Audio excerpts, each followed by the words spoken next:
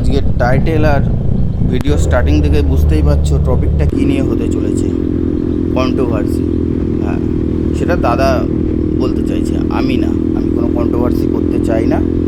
তো আমি ঘটনাটা বলি কী ঘটেছিল। আমরা আগের দিন রাত্রে সুমুকিদা অর্থাৎ সুমুকি রাইডার গৌতম দাকে টেক্সট করি যে দাদা তুমি তো আজাদিন ধাবায় যাচ্ছ, তো আমরা কখনো যাইনি, তো আমরা কি তোমার সাথে যেতে পারি? তো দাদা বলেছে ঠিক আছে, কোনো ব্যাপার নেই, যেতে পারো। তো আমরা শান্তিপুর থেকে মিট আপ করে দাদার সাথে আসছিলাম। আমার ফার্স্ট টাইম ছিল।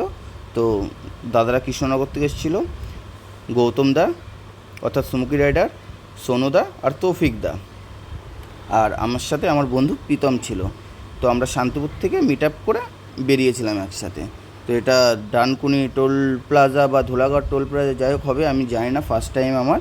তো এখানে দাঁড়িয়ে আমি একটু ভিডিও রেকর্ড করছিলাম। তো তারপরে আমরা এখান থেকে দাদাদের গ্রুপের লোক আসার কথা ছিল, দাদাদের কি মিট আপের ব্যবস্থা ছিল জানি না। তো টিম টর্নাডো বলে একটা গ্রুপ এসেছিল, তো দাদারা এখান থেকে বেরিয়ে যাবে বলছিল, তো আমরা বেরিয়ে গেলাম, এখানে আর দাঁড়ালাম না। তো আমি ঘটনাটা বলি, তোমরা আস্তে আস্তে দেখতে থাকো। তো এনএসটা বলছে যে ঠিক আছে আমার দোষ ছিল, আমি যদি খেয়াল করতাম, আমি ব্রেক করতাম তাহলে হয়তো এটা হতো না। আর মেয়েটা বলছে মেয়েটার প্রচুর ক্ষতি হয়ে গেছে, মেয়েটার যা ক্ষতি হয়েছে সেই ক্ষতিটা হয়তো আমার হয়নি, আমার লাগেনি, আমি হাঁটছিলাম বলে তার জন্য তারা ভাবছিল যে আমার ক্ষতি হয়েছে। ভাই আমি একটা ছেলে, আমার লেগেছে, তার মানে আমি তোমাদের মতো আমি শুয়ে থাকবো, সেটা কান্না করবো, সেটা কি করে সম্ভব? আর তুমি দেখো মেরে বলছো মেরে তোমার গাড়ি আর টানছে না, রেখেছো, বুঝতে পারছো? আর আমি যেহেতু রাস্তা চিনি না, আমি তো ভাই আগে আগে যাওয়ার চেষ্টা করবো, প্লাস আমাকে সুপার বাইকের ভিডিও শ্যুট করতে হবে, কারণ আমি যে কারণে এসছি এখানে সেটা তো আমার করতেই হবে। তো মেন টপিকে যাই।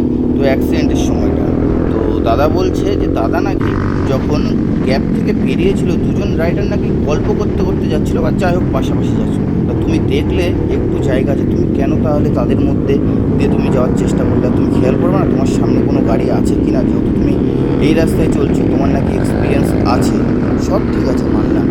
তো অ্যাক্সিডেন্টের সময় দাদা বলছে দাদার পেছনে খেয়াল করছিল, দাদার এদিকে গাড়িতে লুকিং গ্লাস আছে, দাদা তো পেছনে খেয়াল করছিল ঘাট ঘুরিয়ে, যেটা দরকার নেই, লুকিং গ্লাসেই দেখা যায় যে কী হচ্ছে না হচ্ছে। তো দাদা ঘাট ঘুরিয়ে যায় না কী দেখছিল, পেছনে দেখছিল, আমার তো মনে হলো আমার দিকেই দেখছিল, তাই আমি বললাম। তো তোমরা ভিডিওটা ভালো করে দেখো যে দাদা ঘাট ঘুরিয়ে কী দেখছিল। আর দাদা বলছে আমি নাকি বারবার ওভারটেক করছি। হ্যাঁ, ওভারটেক আমি করছি, আমি রাস্তা চিনি না, আমি তো ওভারটেক করবোই, এটা তো সাধারণ কথা। যে রাস্তা চেনে না, যার সাথে এসে যে রাস্তা নিয়ে তার পেছন পেছন তো যাবেই। তো দাদাও তুমিও কম আস্তে গাড়ি চালাচ্ছিলে সেটা না, কিন্তু তুমি 160 নিয়ে যেভাবে টানছিলে সেটাও কিন্তু খুব একটা খারাপ চালাচ্ছিলে না, তুমি তো ভাই আমায় বলছিলে। ঠিক আছে, তোমরা দেখতে থাকো ঘটনাটা কী ঘটছে এবার। তো মেন অ্যাক্সিডেন্টের পয়েন্টটাই এটা, যে যেখান থেকে অ্যাক্সিডেন্টটা হয়েছে তোমরা একটু ভালো করে লক্ষ্য করো, তাহলে বুঝতে পারবে। তো দাদা শোনো, আমি কোনো কন্ট্রোভার্সির মধ্যে জড়াতে চাই না।